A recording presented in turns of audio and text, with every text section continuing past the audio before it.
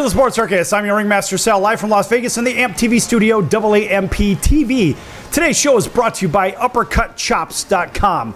Check out their tasty selection of all-natural, dry-aged USDA Prime Angus and Wagyu steaks and chops. Wait till you try their best-in-class New York steaks, the filet mignons, and of course the king of all those massive cowboy cut and tomahawk cut USDA Prime Wagyu ribeyes. Wow. I have to say it slow because they're exciting. And you want to chew through it slow because they're so big and ridiculously tasty. Wait till you try those USDA Prime Wagyu and Angus burgers as well. Yeah. Oh, yeah. The half pounders. They're amazing. Anyway, give them a call. 702-799-9935. UppercutChops.com. 702-799-9935. Find out what's for dinner. Or again, check them out at UppercutChops.com.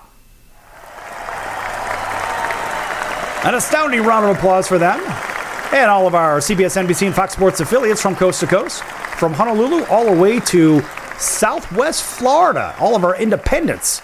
Yes, we're everywhere. And Cox, Comcast, Spectrum, Frontier, Time Warner, Wow, Cable, and Hotel TV from coast to coast in every Nielsen-rated market, gaining over 4 million impressions per hour. And we're here today with Emma Bratt, who is our intern from Illinois State University. Emma, say hello. Hi. What else do you have for us besides hi? I'm from Illinois State University, and I am a broadcast journalism intern this summer for the Sports Circus. All right. That's good stuff. Hey, Emma, today we are joined by a very special guest. In fact, let's let him introduce himself. Hi, everyone. Dave Jackson, former NHL referee. 32 years with the NHL, a little bit of supervising, and now you're rule analyst on ESPN hockey. A lot of times they call me a rule expert, but I hate that. Too much pressure on me. So I like being called a rules analyst, and I'm not a referee analyst.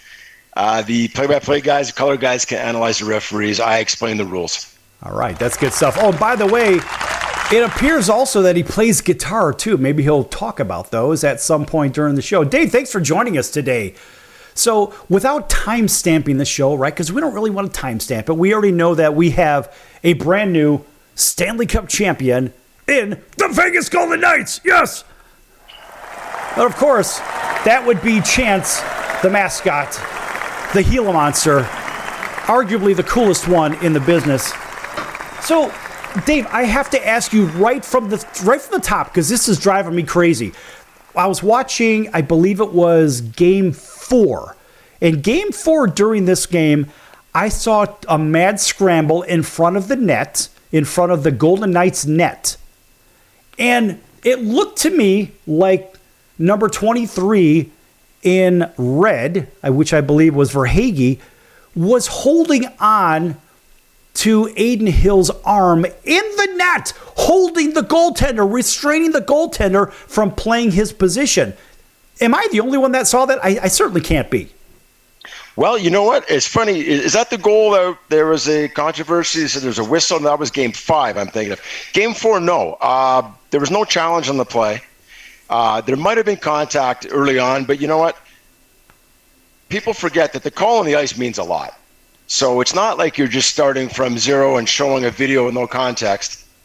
The call on the ice is made. The referees determined that even if there was incidental contact, it's not enough for a goal to be taken down. So if you're a coach going to challenge that for goalie interference, you've got to overcome the fact that all things being equal, the referees in the ice said it's a good goal. You need irrefutable evidence to overrule that, and there wasn't. So play on, good goal, good hockey goal. Well, okay, so this was no goal. There was about maybe 45 seconds left in the third period, and it was a mad scramble. No goal was scored. A mad scramble in front of the net. Nothing went in, but it was as clear as the sky is blue in the middle of the desert in the summertime that Aiden Hill's arm literally was being clutched and grabbed, and he couldn't move to the left to cover the left side of the net.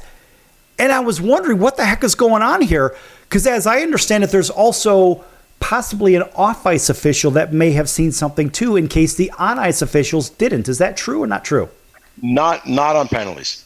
not on penalties. So I honestly can't remember the play you're talking about, Dan. I was thinking of a different one. But you've got to remember, the referee, when it's down close, so goal interference is such a tough one. You got the referee down low.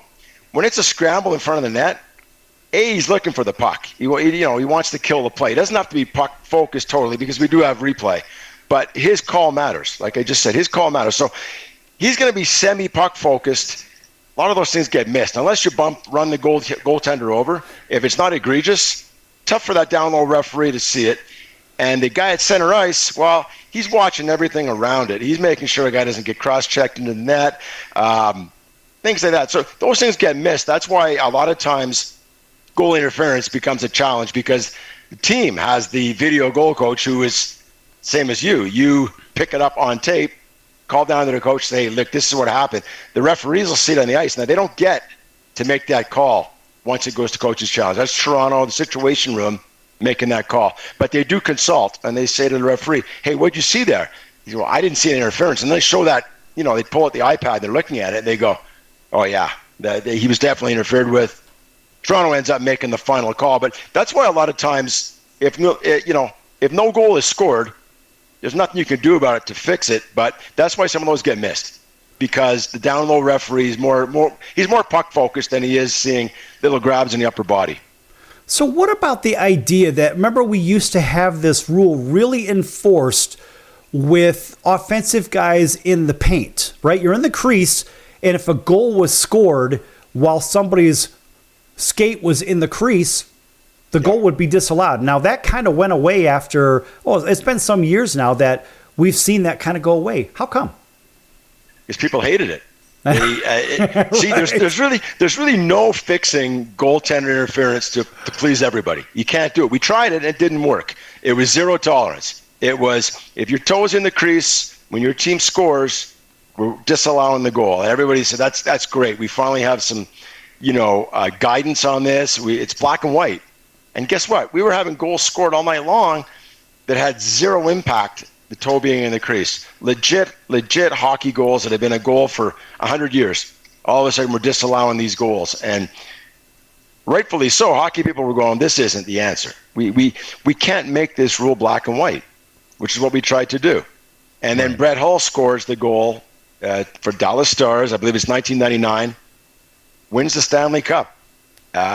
People piling on the ice, and Buffalo is trying to get someone to review this because Brett Hull had his toe in the crease, which I will still defend as a good goal, because he kicked that puck to his stick. As soon as he kicks it, he has possession and control, which is an exception. He's allowed to have his toe in the crease at that point, but it wasn't explained very well. But after that sort of fiasco, they decided we can't have this. Let's put the judgment back in the referee's hands. And now we have video replay. We can challenge. I think it's in a good spot. I really do. And if people would educate themselves on the rule itself, NHL.com, they have a video rule book, and they have a link to goalie interference. 8 minutes. It'll be life-changing if you're confused on goalie interference. Now, Emma's a former goalie. Emma, what do you think about that? Yeah, I think that's really interesting. I do have to agree with that, because a lot of the times, if the skate is inside the crease, that doesn't make any difference on whether that was a goal or not. So I do have to agree with that. It's kind of, it's black and white there. All right, so it's black and white, but the paint is blue. So they've restricted the goalie. The goalie can only stay behind the net, right, in the trapezoid. Can't go in the corners anymore, but you can now go in the goalie's crease, and you could camp out there. I mean, it seems like advantage not to the goalie. And we see these rule changes in baseball, too. I'm a former baseball player. It drives me crazy, but that's another story for another time. So, Dave, are we seeing a push for more offense maybe over the last decade or so? Is it going to keep heading that way? We're definitely seeing a push for more offense. You've seen it used to be that you look at faceoffs, for example. The defensive centerman used to have the ability to put his stick down second, which gives you, in theory, it shouldn't give you anything, but the guy who comes in first, it's like putting a horse in the gates, for the Kentucky Derby. Right. The first horse in is at a disadvantage because he has to sit there and wait while you load the other 12 horses. Yeah, absolutely. So now we've changed it to where we put the offensive player gets to put his stick down second. So the defensive center gets all twitchy. That's to increase offense. Used to be a puck deflected out of play. Well, if it was the offensive team that shot it out, it went outside the zone. No, every faceoff's in the zone now. So it's all geared towards more offense. But the goaltender is still protected in his crease. We just don't want the goaltender to have complete immunity on loose pucks, legitimate plays. It all comes down to incidental contact. If it's legit going for the puck, it's play on. If it's deemed deliberate contact, you're probably going to get the goal taken away, and I think that's a great balance. Right. So we're going to break right now, but when we come back, I want to talk more about these rule manipulations, because that's kind of how I see it. But then again, I'm just a person. I can't skate. I'm that guy that has the 2 skates in. I just couldn't do it. I grew up in cold weather. I can't skate. Saved my life. Nonetheless, we're going to be back here with 32-year referee in the National Hockey League. That'd be Dave Jackson and intern Emma here at the Sports Circus. Lots more to come, folks. Don't go anywhere.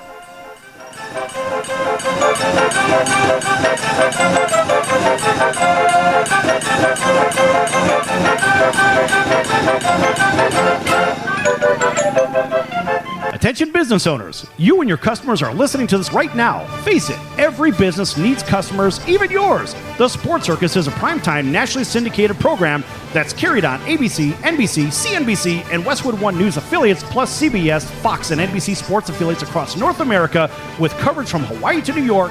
Also, the Sports Circus is available to the 180 million subscribers on iHeartRadio, and the Sports Circus gets about 4 million website visitors per month, which could click through your website and bring sales. The Sports Circus provides great content featuring celebrity guests from sports and entertainment to our audience every weekday, which your company could greatly benefit from by increasing your visibility, foot traffic, eyeballs to your website, and calls from potential customers.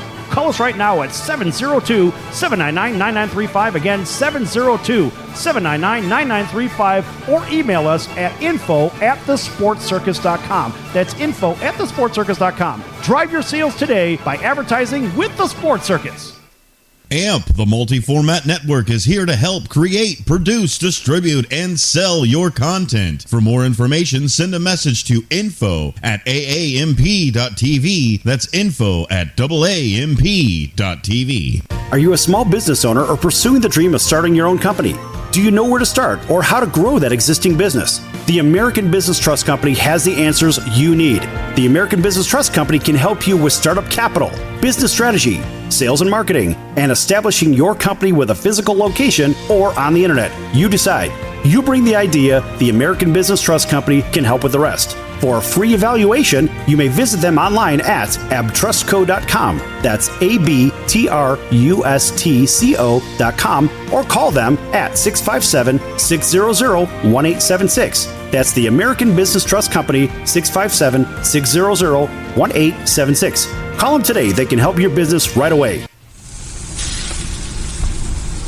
That's the sound of sizzling, dry-aged USDA Prime Wagyu and Angus steaks from UppercutChops.com. Their best-in-class filet mignons, New York steaks, and the king of all steaks, the tomahawk and cowboy cut ribeyes, are the best in the business. Even their Prime Wagyu burgers will likely be the best you've ever had. Browse the full selection of steaks and chops at UppercutChops.com from the comfort of your home or on your mobile device. UppercutChops.com delivers all-natural, dry-aged USDA Prime Wagyu and Angus steaks and chops directly to your door, without the hassle of going to the grocery store and fight crowds to pick from a small selection of average at best meats with injected steroids, fillers, and coloring added to look good. Find out what's for dinner at UppercutChops.com or call 702-799-9935. That's 702-799-9935. 702-799-9935. Or make your selection directly at UppercutChops.com.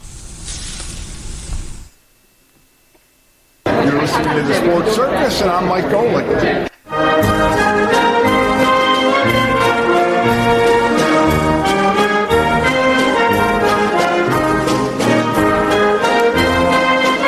Welcome back to the Sports Circus. I'm Roy Firestone. Now it's time to throw it back to Sal.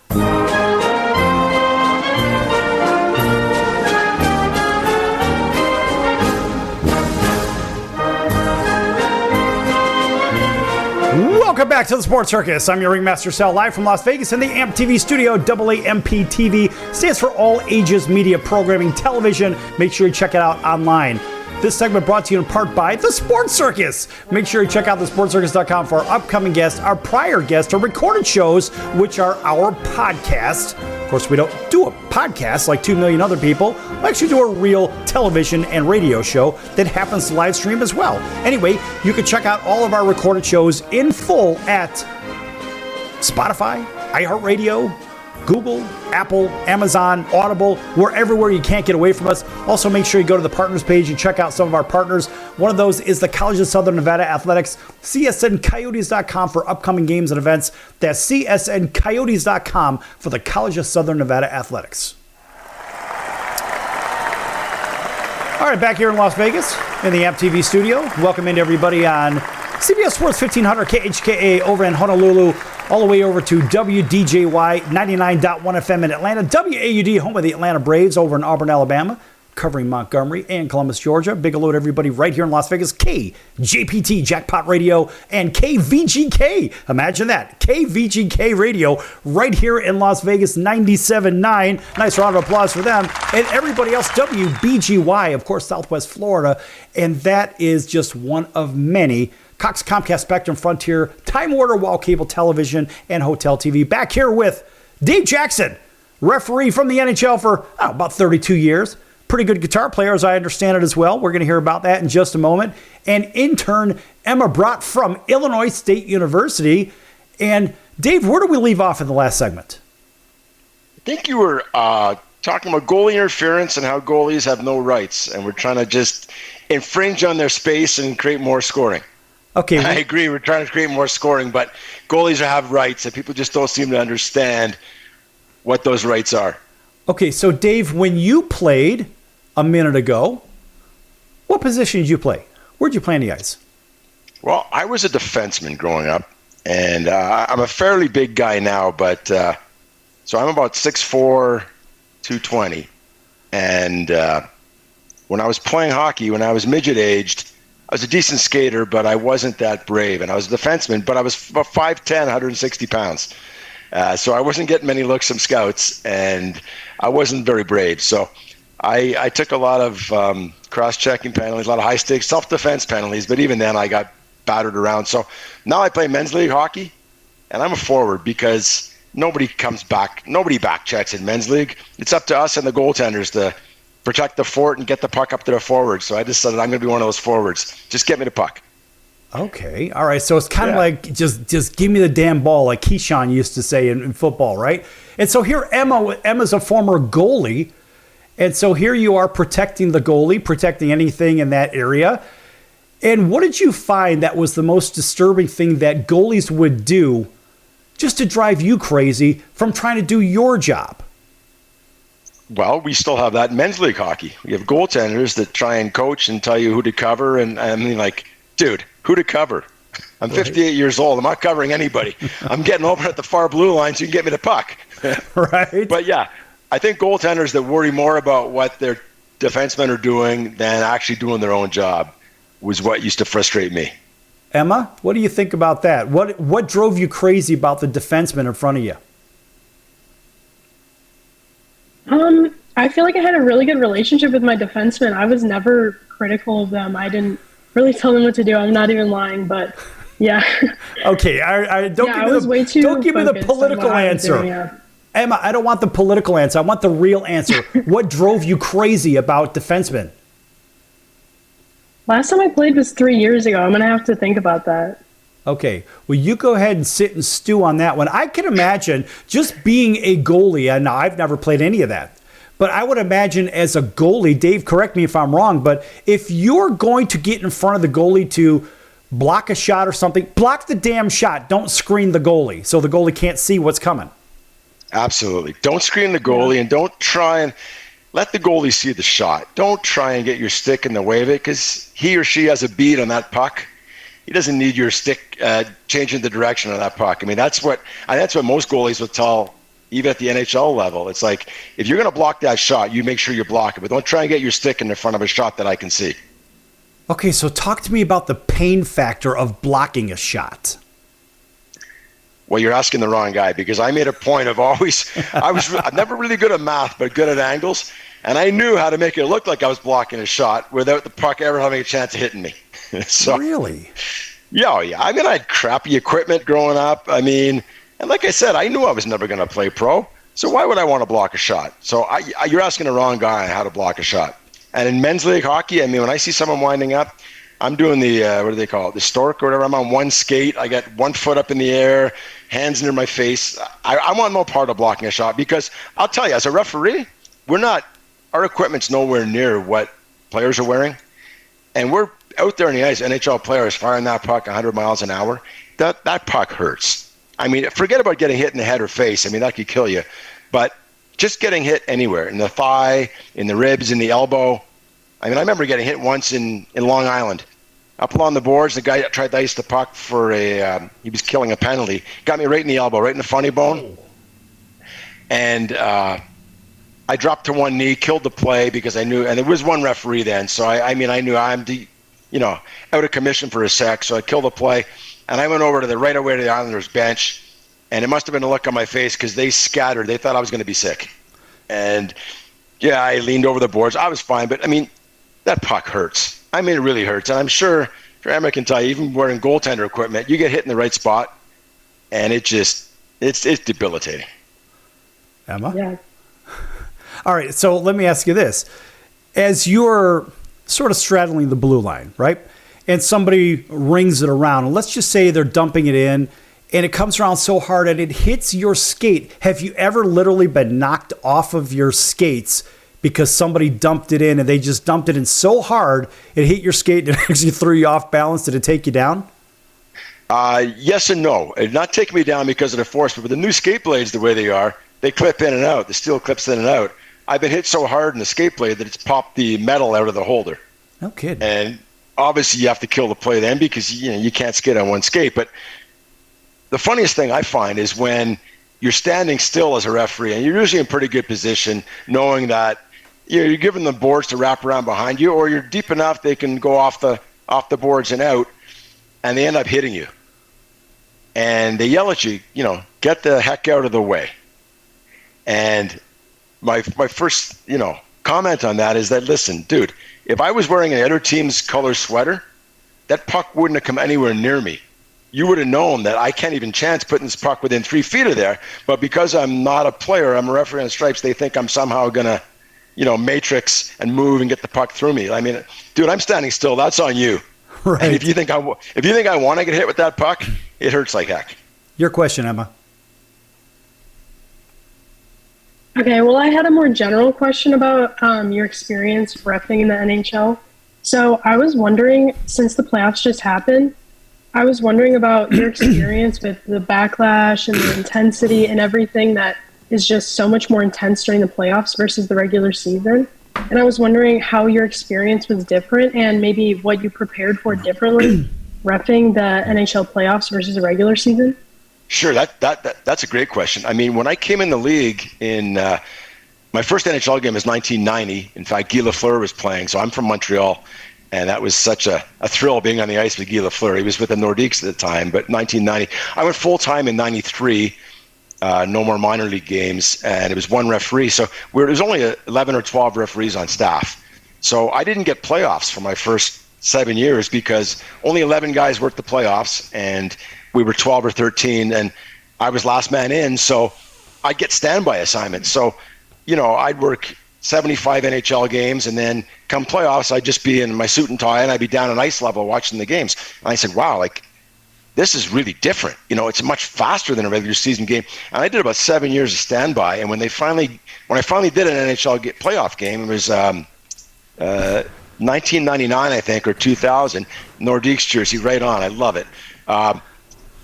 And I thought I was ready for the NHL playoffs. I mean, I'd been right on the other 6 inches from the glass for 7 years watching all these games. I go and do an NHL game in the playoffs just from the minute you hit the ice, the electricity, the fans, and you drop that puck. And the NHL is the fastest league in the world. And I thought I was prepared. And I tell you what, my hair was on fire. My head was just spinning around and around. I go, I can't believe how fast the controlled mayhem this is. it just blew my mind. And every call you make, every call you miss, every call you decide not to make is so much more magnified in the playoffs.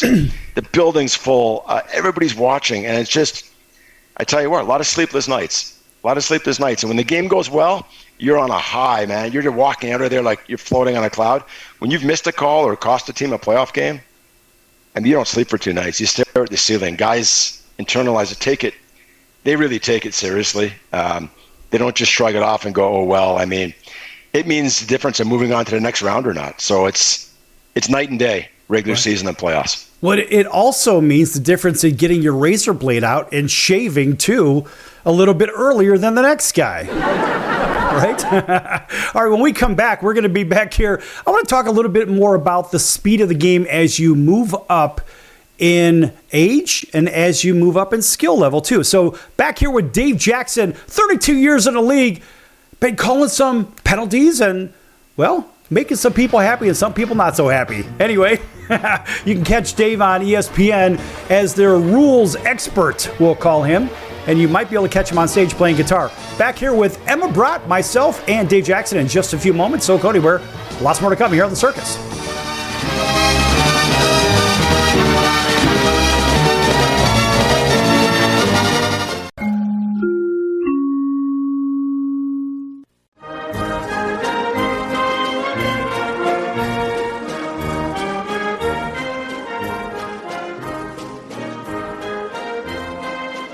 Welcome back to the Sports Circus. I'm Roy Firestone. Now it's time to throw it back to Sal.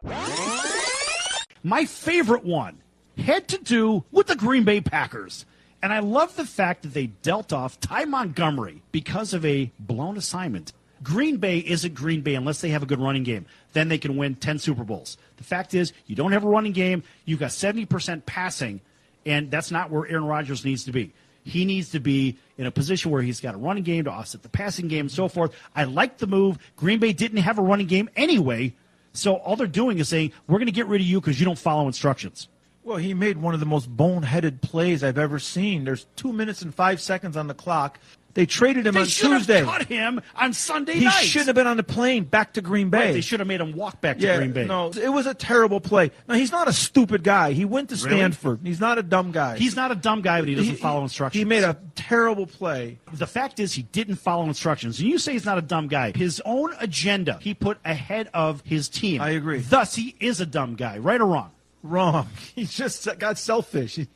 You're not going to convince me that a guy from Stanford's a dum-dum. No!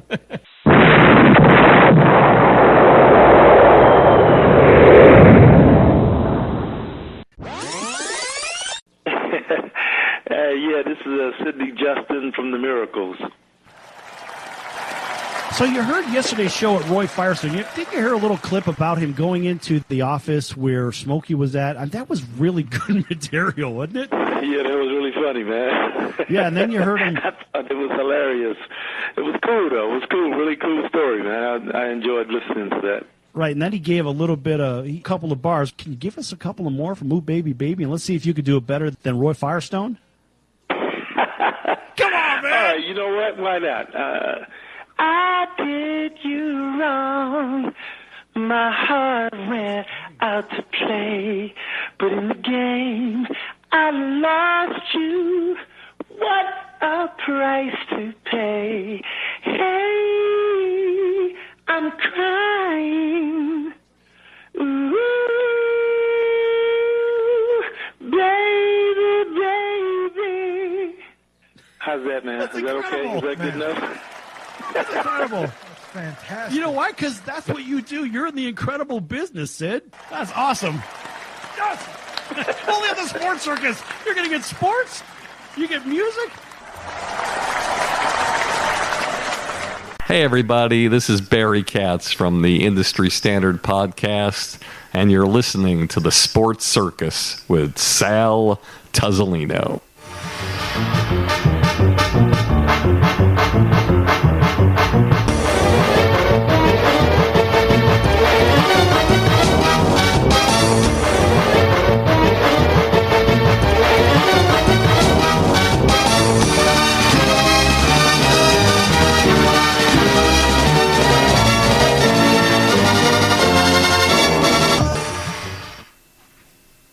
Hi, I'm intern Emma Brott. You're listening to the Sports Circus, and here's Sal. All right. Welcome back to the Sports Circus, everybody. I'm your Ringmaster Sal. That was our intern, Emma Brott from Illinois State University. And we are here with Dave Jackson, 32 years in the league, reffing, blowing whistles, making people happy, making people sad. And guess what? This is not a game where you bring a crying towel. Just get over yourselves. All right. Welcome back to everybody on television, radio, and streaming. Everybody also on Facebook. A big hello to you. And those people on the Mars rover, because you can't get away from us. All right, Dave, in the last segment, we were talking about lots of things. But let's kind of shift from that, and let's talk about the speed of the game. All right, so you had talked about maybe prep from regular season to playoffs. Let's talk about, first, the speed of the playoffs versus the regular, because there seems to be a notion of desperation in these games. Is that fair to say? Absolutely. Desperation, controlled mayhem. I mean, it's win or go home, right? So people say, geez, they watch the NHL playoffs and go, oh, why can't we see 80 games like this? The players would be dead. You can't perform that way for 80 games. These guys, the injuries they play through, I mean, if it was a regular season game, a lot of times the guys wouldn't dress. They're injured. They're icing down their injuries. But come playoff time, I mean, you got time to recover in the summer. But you take a night off, your team loses, you might be on summer break. So it's just crazy. And guys don't take penalties. That's the other thing they talk about, how the referees just call a different game in the playoffs. Well, I disagree. I think the players play a different game in the playoffs. In the regular season, you see guys taking lazy penalties. You see guys taking retaliatory penalties. You can't do that in playoffs, or the coach is going to nail your butt to the bench. In playoffs, the penalties are desperation penalties and accidental penalties. You're trying so hard to get that puck. You're trying so hard to catch the guy. Sometimes you're a little overly aggressive and you take maybe a tripping penalty you didn't mean to take, but it's just a complete different mindset. And the fans wonder how referees sometimes miss a penalty. Well, you should try sitting in the front row at a hockey game, and you don't see the game the same way you do from the press box or from the TV camera. It is just, there's no sight lines, and the game's just moving too fast. That's a great point of view. A lot of people seem to miss it. If you've never had a glass seat as a fan, folks, go sit at the glass. And not only will you see the incredible speed of the game and everything that's going on, but you couldn't possibly see 180 degrees right in front of you, because technically you're looking in front and maybe you get about somewhere in there about 90 degrees. But you can't see on the sides of you. You just don't have it. You can't pay attention. Everything that's going on to the left, everything that's going on to the right, everything in the center, it's not possible. And I had that appreciation experience one time when I had glass seats. I was like, wow. I mean, I know the game is fast, but I didn't realize, just as a fan, and you're sitting there right next to the bench, and you're like, wow, look at all the chaos that's going on. It's really controlled chaos, Dave. It really is. And, to your point, the speed, I'm a huge NASCAR fan. And if you've never been to a NASCAR race and you just watch it on TV, it looks like they're driving around 60 miles an hour. And you're like, I don't see the excitement in this. But, oh, man, you go to a NASCAR race at a super speedway and you're anywhere near the track, or you're lucky. I mean, I was fortunate enough to be in the pits quite often. They're doing 200 miles an hour, and you don't really get a respect for that speed unless you're there live. And you just look at that and you go, man, that is exciting. And I think hockey's the same way. It's great on TV when you know the game, but if you've never been to a hockey game and you say hockey's not for you, I'm saying just give it one try. Just give it one chance. Go watch a live hockey game in the NHL, and you'll be hooked. It's just fantastic. I think it's the greatest game in the world. When I look at the NASCAR thing, I'm glad you brought that up, because when I think about my own experience, now I'll have to buzz out some of this. All right. Well, this is an adventure, is it not? Here's me. Yeah, I come down here. I love doing this. I've been doing I have to play this. One of the things I cover racing. But I have to mute one word in here because I said one bad word, and I'm going to go ahead and kill that right now. There it is. Okay, so check this out, Dave. You'll appreciate this. I'm in this car, and here's our crew. There he is. Say hello, everybody. What's your name? Albert. Albert? I'm Greg. Greg and There's Jeremy. We're at Daytona here. How fast? Okay. 170. About 170. He says we're going to go 170. Oh, no, you don't. We got up to 205. In the corner. Okay. Were you driving or were you a passenger? And Was that you behind the wheel? no, I was just a passenger. Passenger, okay. Listen to this thing roar.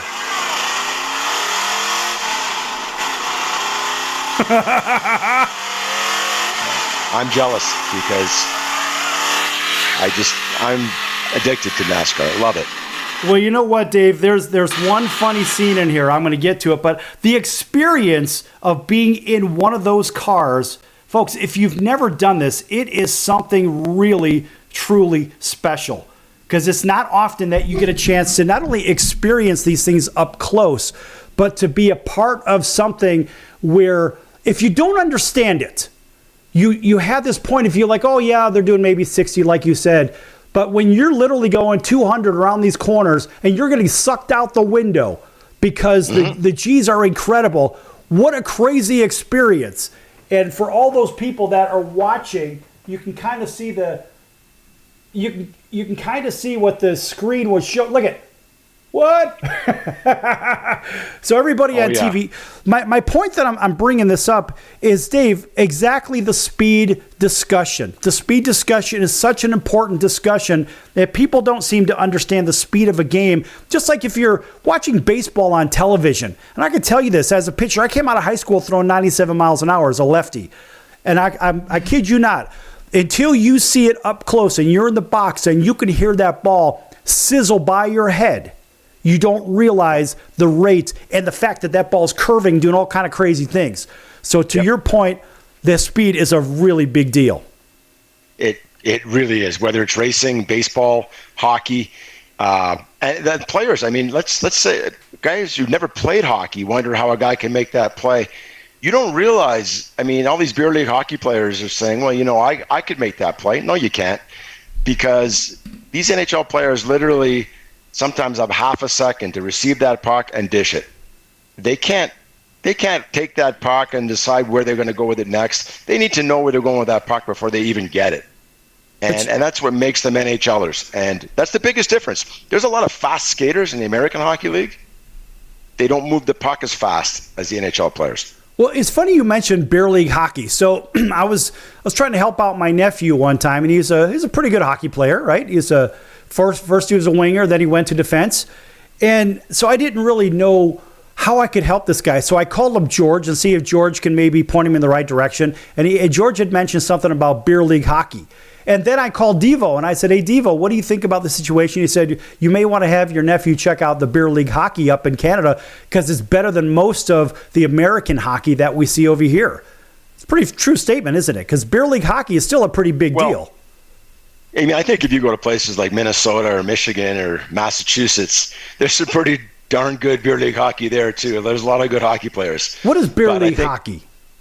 It's just, I mean, guys that keep playing hockey that are our age, but somebody's got to bring the beer for the locker room afterwards because, you know, you're not going to play at 10 in the morning. You're going to play they're usually late night games. You know, you get the kids play the hockey from 5 till 8 till 9. And then the adults get the rinks, usually around 10 o'clock, 9 o'clock.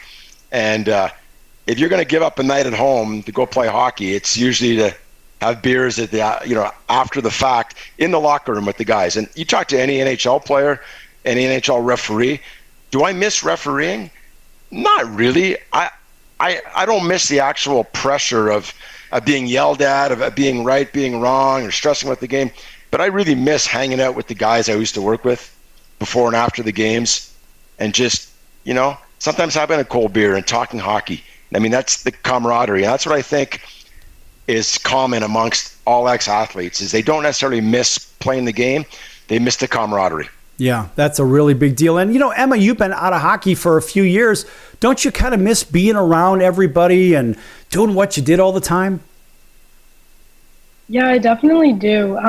There actually was not a women's league until just this year, and I haven't played for 2.5 years now, so I'm not going to join. But I have joined intramural softball and other intramural teams at my school, and I really like that, but it can never amount to actually playing on a hockey team the way that I did in high school. I really miss it. You know, Dave, maybe we might have to get her to put those pads on again and just maybe join a bear league and play a little bear league hockey. What do you think, huh? Well, I think she should, but I also think, like most goalers, I know a lot of ex-NHL goalies, and they all play beer league hockey, and not one of them's a goaltender. Say, screw that. They were good enough skaters that they just put the players' equipment on and they hang up at the far blue line like I do. Just get the puck up to me, because I'm not, you basically, when you play men's league hockey as a goaltender, you're a target is what you are. You're just there for guys to shoot at, and you better stop the puck because no one's helping you. No one's blocking shots. No one's doing anything. So it's thankless. I wonder if a terrible skater like me, because I am a bad skater. I wonder if a terrible skater like me could maybe play goalie. But then again, I wouldn't be able to move as fast, and I'm certainly not flexible. No butterfly for this guy. No, the only thing I think of is butterfly, maybe butterfly chicken or butterfly shrimp, on the barbecue or something like that. Anyway, folks, we're going to be back here in our final segment with Dave Jackson. 32 years in the league as an official in the National Hockey League. And, of course, Emma Brett, our intern from Illinois State University, back here in a few minutes on the Sports Circus. Don't go anywhere.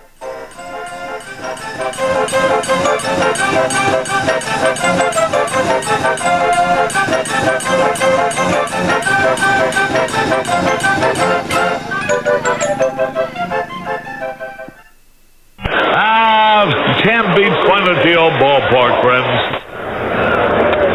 High pop fly. That would be a home run in a phone booth.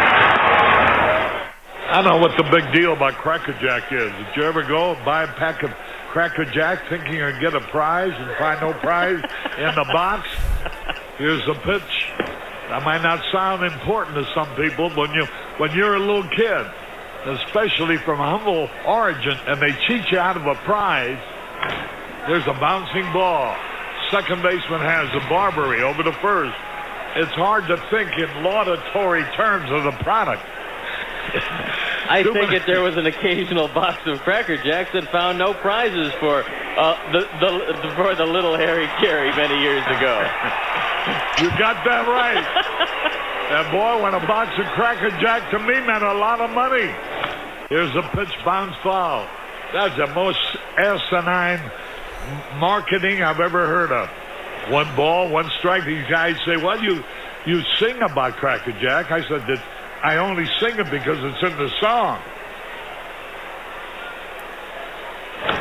Here's a pitch foul back. And I wouldn't be a bit surprised, even to this day, some youngsters who buy a box of Cracker Jack don't find a prize in the box. 1 ball, 2 strikes, 2 out. Well, if you're going to talk about a congressman being crooked, here's a pitch foul out of play. Why not talk about commercial products that don't do what they represent to do? There's a smash to Squires. He's got it. 1, 2, 3, nothing across. We're going to the bottom of the 7th now to score. All tied up. Milwaukee 4, the White Sox 4. Hey! Everybody! All right, Nancy, let me hear you. Take me out to the ball game. Take me out to the crowd. Buy me some peanuts and Cracker Jack. I don't care if I ever get back for its root for the White Sox. If they don't win, it's a shame. Or it's 1, 2, 3 strikes, you're out at the old ball game. There's a drive, way back. It might be, it could be, and it is. Holy cow! This crowd is wild. Quiet, numbskulls, I'm broadcasting. Hey, this is Tommy John, and you're listening to the Sports Circus.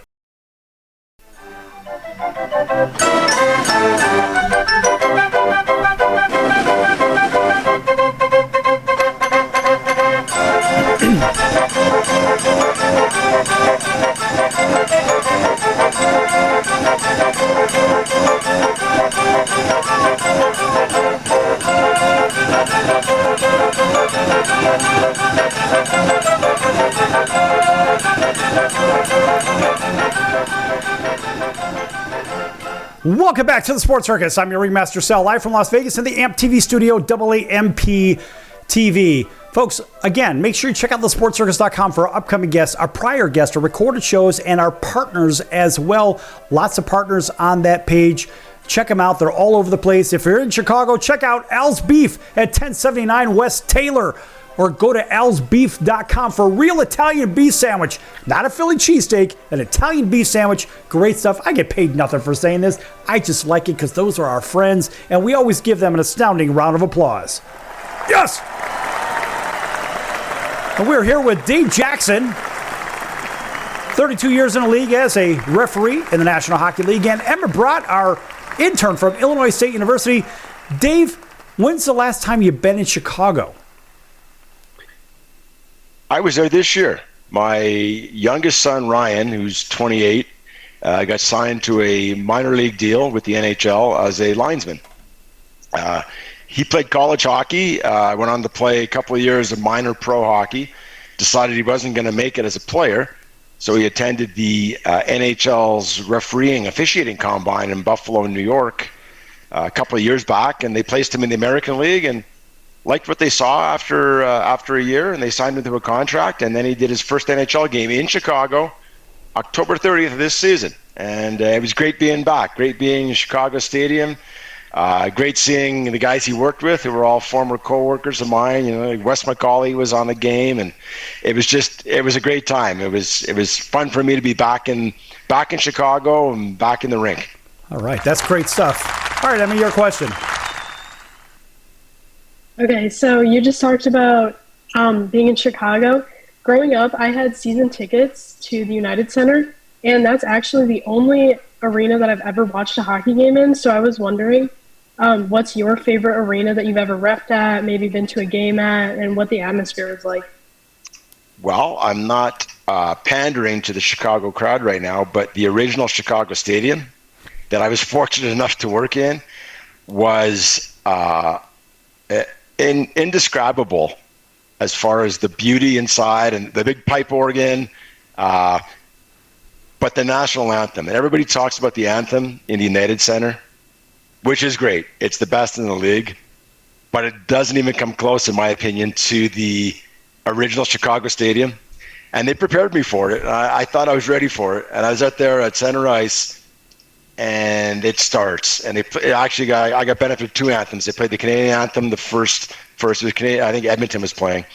And then they played the American anthem. And the crowd started yelling, immediately. And then it just kept getting louder and louder. It got to the point where if you've ever been to an air show and those fighter jets come roaring over your head and the ground starts to shake, that was the feeling that I got in Chicago State. And I'll even admit I had a couple of tears streaming down my cheek because I became so emotional. It was incredible. So that's probably number one. Being a kid from Montreal, being able to referee in the Montreal Forum, where I grew up going to watch games, was pretty special. And I'm going to say Madison Square Garden because you're in Manhattan. You feel like Frank Sinatra when you're there. So those are probably my top three.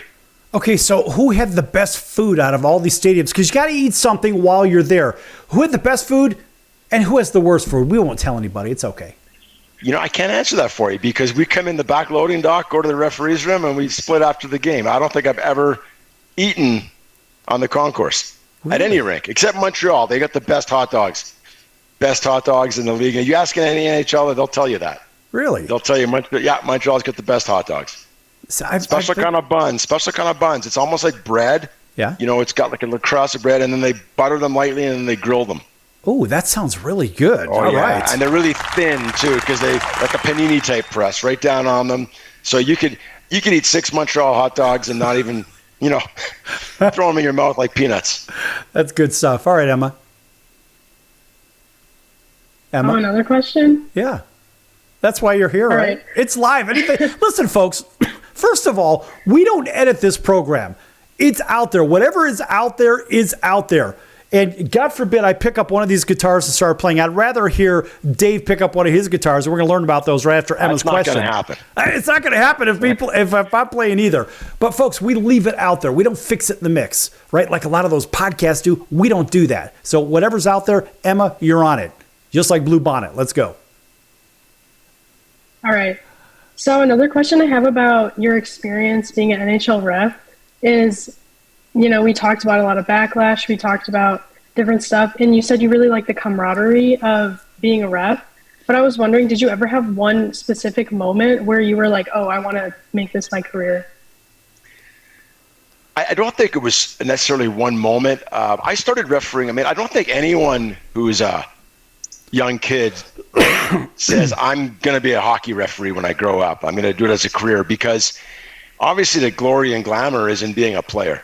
And I grew up in Montreal. The Montreal Canadiens in the 70s were winning the cup. I think they won 5 or 6 times in the 70s. I wanted to play for Montreal Canadiens. And, very early on, probably around the age of 16, I realized I was never going to play in the NHL. But I started refereeing kids hockey when the dream was still alive as a player. I was probably 14 years old. And I did it just because I hated my paper route. It was a morning paper. I had to have it delivered before 7, and I'm not a morning guy. And I hated delivering a newspaper in the snow and the rain. And a buddy of mine said, hey, why don't you try refereeing hockey? You get paid, you get to skate, you get to be at the rink. So I started as a 14-year-old, and I started moving up, and I was pretty good at it. And then when I never got drafted at 18, I stopped playing hockey for a while, and I just concentrated on refereeing and going to college. And I just kind of got fast-tracked. And when I did my first major junior game in Canada, it was the Quebec League, and that was back in the day. The Verdun Juniors had Pat LaFontaine, they had Jerry Gallant. They had a lot of good players. And I was on the ice with these guys. I was a linesman even then. I wasn't even a referee. But I said, this would be pretty cool if I could, keep doing this. And I decided to take it serious then. I worked out. I put on some muscle. I got bigger, dedicated myself more to it. And I said, I could make a career out of this. So I think probably when I was 18 and I started doing Quebec Major Junior Hockey League, that's when I kind of had the aha that it might not work out, but if I really dedicate myself to it, I might have a shot. And it worked out. NHL hired me. They didn't hire me, but they brought me on staff as a trainee at 21. So 3 years later, I was working for the NHL. So the pressure of hockey in Canada, and the reason I'm bringing this up here in our last few minutes of the show is we had a player traded away from the Vegas Golden Knights in the offseason last season. And the reality is he liked it here. But he said the fans and the team, it just wasn't a serious, hungry environment. Of course, then he goes to Montreal, and obviously where hockey is everything, right? And so, of course, that guy, he leaves the team. Guess what? They hoist the cup, whatever the case. Yeah. But the reality is that he said they weren't serious enough about it. What do you have to say about a person that says that Vegas is not serious about hockey now? Well, I tell you what, Vegas came in the league in my final season, and I was fortunate enough to be assigned the home opener, which, first regular season game in Vegas, and I was so pumped to do it. And I was like, this is an honor. And then you had that terrible, tragic shooting, days before the home opener. And so the home opener became a really somber event. All the advertising came off the boards, and I believe they put Vegas Strong on the boards. They had all the first responders on the ice. They had the victims' names on the ice. And the teams all stood together. And as referees, we stood amongst the players for the anthem and the presentation. And it was such a powerful moment. And it was sad, but at the same time, you saw the sense of community in the Vegas fans. And then we dropped the puck, and Vegas scored right away. And I believe, won the game 6-1 or something against Arizona, I think was playing. And I was fortunate to do 6 more games that year in Vegas. And when I retired, Vegas went all the way to the finals that year. Did they not? Was it? Yeah, their first season. And I went to a game on Mother's Day. When you retire, you don't do playoffs. You pick your last game, and I retired 2 weeks before the season ended. So I was done. And my wife said, hey, it's Mother's Day. Let's go to Vegas. My wife loves Vegas. And I got tickets for the hockey game against Winnipeg. And it's the first time I'd been in the crowd in Vegas. And we never see what's going on during intermissions. And what a spectacle, what a show. And I turned to my wife and I said, wow, they really do it up for playoff games. And she'd come to several of my league games, regular season games. And she goes, oh no, hon, they do this every game. Every game. It's an event every single game. And I go, wow, that's amazing. And I talked to some of the locals that were in the seats beside me, and they're like, we just love this team. We are so fortunate to have this team, and the Vegas community is passionate. Nobody thought it was going to be the local fans. They all thought it was going to be people coming, visiting fans in to see their team. But I tell you what, that their Vegas fans are some of the best in the league, and anyone that would say they're not passionate is just misguided. Yeah, I would agree. I've been a season ticket holder since the beginning. I was at that first game that you were talking about, but it's complete chaos in the stadium. Were you yelling at me that game? I think I was. I probably was. I don't know. It could have been. Actually, if you would have heard me yell, you hear me yell over and above everybody. It's remarkably, ridiculously loud. My friends can actually hear me on TV. It's that bad. Right. Anyway, that's another story. Listen, Dave, we got about a minute left in the program. Is there any cause, anything you want to get out there? How could people follow you? Take a minute and talk about that real quick. Well, people can follow me on Twitter. My handle, I believe, is ESPN Ref NHL. And I do my best. So you follow me on Twitter. I'm not going to talk politics. I'm not going to talk anything controversial. I just like to put out explanations of rules. I think the way you build the game, the way you promote the game is to have an educated fan base. And when we like talked about NASCAR, if you know the rules and you can enjoy the sport more. So follow me, watch hockey on ESPN. Any games ESPN produce, I'm there. If there's controversy, I just try and explain the rule. And people ask why I don't dump on the referees. I won't support a bad call. I'll say maybe they would have liked that call back, but I'm not going to pile on. But I will certainly explain why they made the call, even maybe why they missed the call, and what the parameters are, what they're looking at in Toronto to get this call right. So, you know what? Hockey's a great game, and if I can help explain it, make it a little easier to understand, and that's what I'm going to try and do. All right. Great stuff. All right, Emma, take 10 seconds, talk about your experience, and then we're out of here. All right. Thank you, Sal, for having me on today. Thanks, Dave Jackson, for answering my questions. This was a really interesting conversation we were able to have, and I'm glad this was my first experience on air. All right. That's good stuff. Of course, we give Emma a round of applause as well.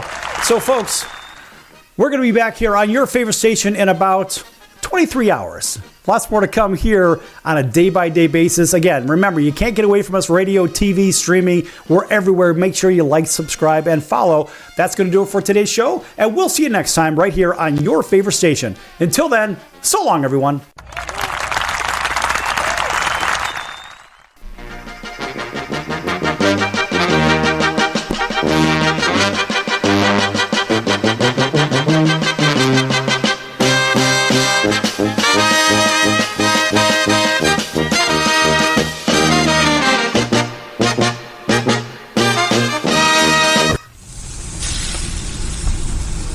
That's the sound of sizzling, dry-aged USDA Prime Wagyu and Angus steaks from UpperCutChops.com. Their best-in-class filet mignons, New York steaks, and the king of all steaks, the tomahawk and cowboy cut ribeyes are the best in the business. Even their Prime Wagyu burgers will likely be the best you've ever had. Browse the full selection of steaks and chops at UpperCutChops.com from the comfort of your home or on your mobile device. UpperCutChops.com delivers all-natural, dry-aged USDA Prime Wagyu and Angus steaks and chops directly to your door, without the hassle of going to the grocery store and fight crowds to pick from a small selection of average at best meats with injected steroids, fillers, and coloring added to look good. Find out what's for dinner at UpperCutChops.com or call 702-799-9935. That's 702-799-9935. 702-799-9935. Or make your selection directly at UpperCutChops.com.